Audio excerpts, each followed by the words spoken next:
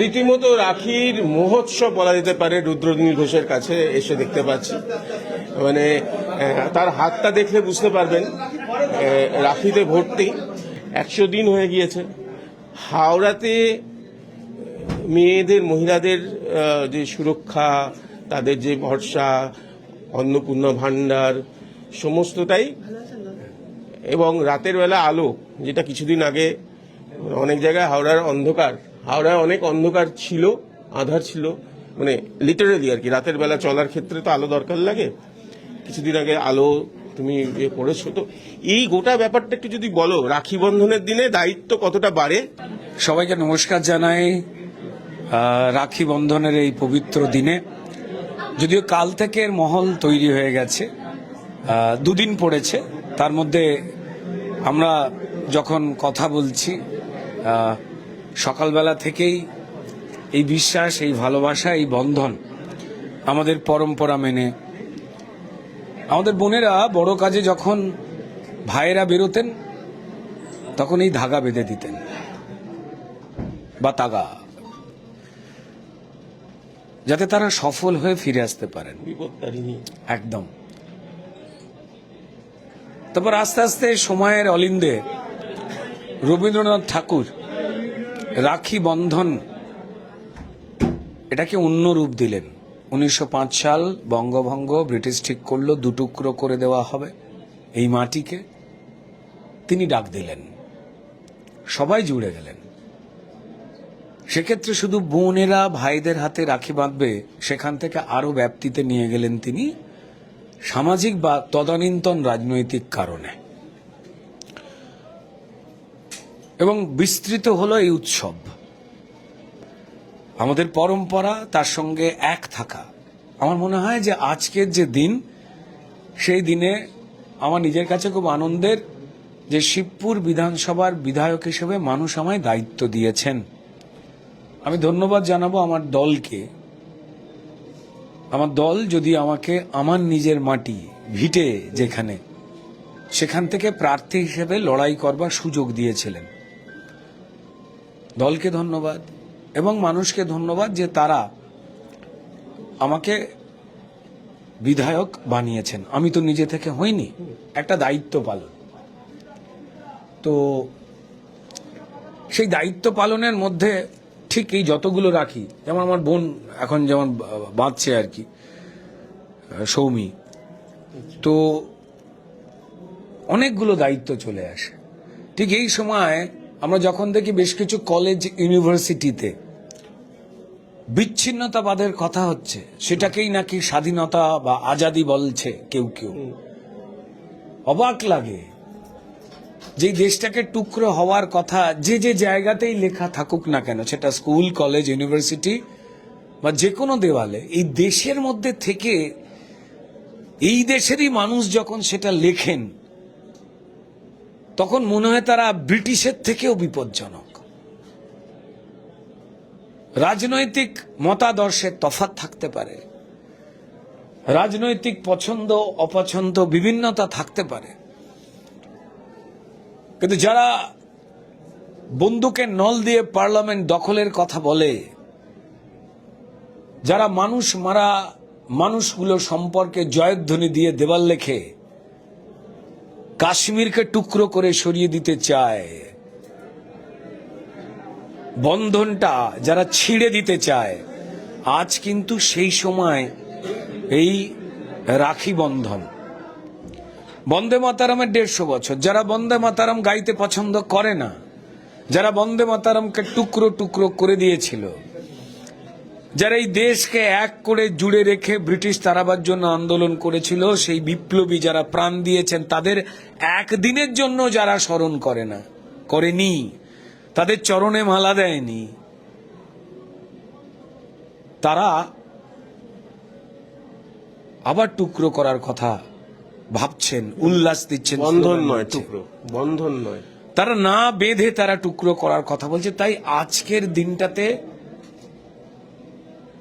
এই যে রাখি বন্ধন উৎসব, যেটা কাল থেকে শুরু হয়েছে, আমাদের পরম্পরা প্লাস এই বন্ধন, এটাকে আরো মজবুত করবার দিন। তাই এই শুভ দিনে আমাদের শিবপুর বিধানসভার কার্যালয়ের যে অফিস, যেখান থেকে বিভিন্ন প্রকল্প, মানুষের কি কি অসুবিধা হচ্ছে সেই কাজ পরিচালিত হবে।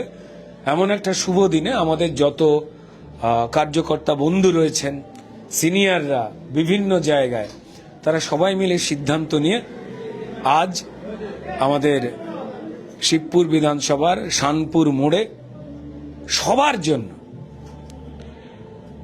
বিধানসভার বা বিধায়কের এই অফিস আজ উদ্বোধন হলো। পুজো, লোকজনের আসা, তাদের সঙ্গে প্রসাদ খাওয়া, সাংস্কৃতিকভাবে মেলামেশা করা, যারা সিনিয়র রয়েছেন, যারা নবীন রয়েছেন, তাদের সবার সঙ্গে একসঙ্গে মেলামেশা করা, কিভাবে কাজ পরিচালনা করব সেই বিষয়ে কথাবার্তা বলা, এটাই তো দায়িত্ব। আপনারা সবাই জানেন যে দীর্ঘ শুধুমাত্র 15 বছর নয়, হাওড়াকে ডাস্টবিনের চেহারায় নিয়ে এসেছিল কিছু মানুষ। যে হাওড়া 500 বছরের পুরনো শহর, আধুনিক শহর ছিল। ব্যবসার ক্ষেত্রে হাওড়াকে ভারতবর্ষের শেফিল্ড বলা হতো। সমস্ত কিছু তছনছ করে দেওয়া হয়েছিল। আমি কিছুদিন আগে 50 নম্বর ওয়ার্ডে একটা রাস্তা করবার সুযোগ পেলাম। ধন্যবাদ জানাই কর্পোরেশনকে। ভাবুন, 50 বছর সেই রাস্তা হয়নি। মানে আগের 34 বছরে যারা ছিলেন, বাম সরকার, সিপিআইএম পরিচালিত, এবং তারপর তৃণমূল পরিচালিত এই যে সরকার, তারা 50 বছর রাস্তাগুলো করেনি, সেটা করতে হচ্ছে। এর থেকে দুর্ভাগ্যের তো কিছু হতে পারে না। 2018 সাল থেকে কর্পোরেশনের নির্বাচন বন্ধ। লুটের পর লুট চলছে, বিলের পর বিল তৈরি হচ্ছে, কিন্তু মানুষের রাস্তা, ড্রেন, জমা জল, মানুষ যন্ত্রণায় রয়েছেন। যতটা পারছি বিধায়ক হিসেবে দেখো চেষ্টা করছি, কিন্তু এটা তো, এই কাজটা তো আমার কাজ নয়, এটা তো এর আগে যারা করেনি সেই কাজ। তারা যদি কাজগুলো অন্তত একটুখানিও করতেন, তো তাহলে আজকে আমরা দারুণ দারুণ অন্য কাজ করবার ক্ষেত্রে ভাবনা চিন্তা করতে পারতাম। তো যাই হোক, আমরা থামবো না, সেই লড়াই চলছে, ভালো কাজ করবার তালিকা তৈরি হচ্ছে। বৃষ্টিটা একটু কমে গেলেই বাকি সেই কাজগুলোতে আমরা হাত দেব। সামাজিক বন্ধন তৈরি করতে হবে মানুষের সঙ্গে, যে যে নাগরিকেরা রয়েছেন। আবার বলছি, এই অফিসটা কিন্তু তাদের জন্যও, যারা চোর জোচ্চোরকে সমর্থন করেছিলেন এবং আমাদের ভোট দান করেননি, তাঁরও এই অফিসটা। এরামটা নয়, এর আগে যেমন চলতো। আমাদের সম্মানীয় মুখ্যমন্ত্রী দিক নির্দেশ দিয়েছেন, ভারতীয় জনতা পার্টির কে আশীর্বাদ দিয়ে যে নতুন সরকার মানুষ বানিয়ে দিয়েছেন, যে গলিতে তাদের পক্ষে ভোট চলতো না, সেখানে তারা রাস্তা করতেন না, ড্রেন করতেন না, লাইট করতেন না, নিকাশি ব্যবস্থা ঠিক করতেন না। এটা তো অসভ্যতামি। যারা ভোট দেননি, দিতে পারেননি, দিলে হয়তো তাদের প্রাণের ভয় দেখানো হয়েছিল, তাদের ওই অফিসটা, এই অফিসটা সবার। এটাই ভারতীয় জনতা পার্টিকে আশীর্বাদ যেভাবে দিয়েছেন। আমি দেখুন, আমার পিছনে সব থেকে বড় নরেন্দ্র মোদীজির ছবি। ভারতবর্ষকে এক অন্য চেহারায় নিয়ে গেছেন। ভারতবর্ষ শক্তিশালী ছিল, সম্মানের জায়গায় ছিল। বাকি অন্যান্য প্রধানমন্ত্রী যারা ছিলেন, তারা অত্যন্ত সুচারুভাবে কাজটাকে এগিয়ে নিয়ে গেছেন। কিন্তু ভারতবর্ষ যে আসলে শক্তিশালী, ভারতবাসী যে আসলে শক্তিশালী, সেইটা কিন্তু আমাদের প্রিয় প্রধানমন্ত্রী নরেন্দ্র মোদীজি সারা বিশ্বের কাছে জানিয়েছেন। যারা রাজনৈতিক কারণে যুক্তি না খুঁজে পেয়ে বিরোধিতা করতে চায়, তারাও আড়ালে আবডালে বলে যে যদি বিদেশের মাটিতে পা রাখি, বুঝতে পারি হ্যাঁ আমি ভারতবাসী। তারা মুখে না বললেও ধন্যবাদ জানায় নরেন্দ্র মোদীজিকে, ভারতীয় জনতা পার্টি পরিচালিত কেন্দ্রের সরকারকে। যারা প্রান্তিক মানুষ, গরিবের কথা তো অনেকেই বলেন, নীল ঝান্ডা, বেগুনি ঝান্ডা, হলুদ ঝান্ডা, বিভিন্ন পিঙ্ক রঙের ঝান্ডা, নানান ঝান্ডা হতে পারে। গরিবের কথা বলেছেন, কিন্তু গরিবের সমস্যাকে পাকাপাকি ভাবে নিরাময় করবার জন্য নরেন্দ্র মোদী পরিচালিত কেন্দ্রীয় সরকার যা যা প্রকল্প এনেছেন, যে প্রকল্পগুলো এই রাজ্যে ঢুকতে দেওয়া হতো না, এবার শুভেন্দু অধিকারী পশ্চিমবঙ্গের নতুন মুখ্যমন্ত্রী হয়ে নতুন কিছু প্রকল্প আর ওই আটকে রেখে দেওয়া ডাবল ইঞ্জিন সরকারি প্রকল্পগুলোকে নিয়ে নতুন করে অন্ধকারে, অর্থনৈতিক অন্ধকার, সামাজিক অন্ধকার সব কটার থেকে বার করবার জন্য সবাই মিলে আমরা একসঙ্গে কাজ করছি। খুব ভালো, এইটা জানা গেল। এবং জানা গেল মানে আমরা জানতামই যে এই যেখানে বসে রয়েছি আজকে রাখি বন্ধনের দিনে এই অফিসটা রুদ্রনীল ঘোষের অফিস, সেটা খুলে দেওয়া হলো। এবং যেটা বারবার করে বলছি, এই হাতে এই অফিসটা সবার অফিস, এই অফিসটা সবার অফিস, আমার অফিস নয়। আমার একটা দায়িত্ব দেওয়া যে কিছু কাগজপত্রে আমি সই করতে পারি, কিছু জায়গায় বলতে পারি। আমার অফিস না, এটা সবার অফিস, আমার একটু বেশি দায়িত্ব, আর কিছু না।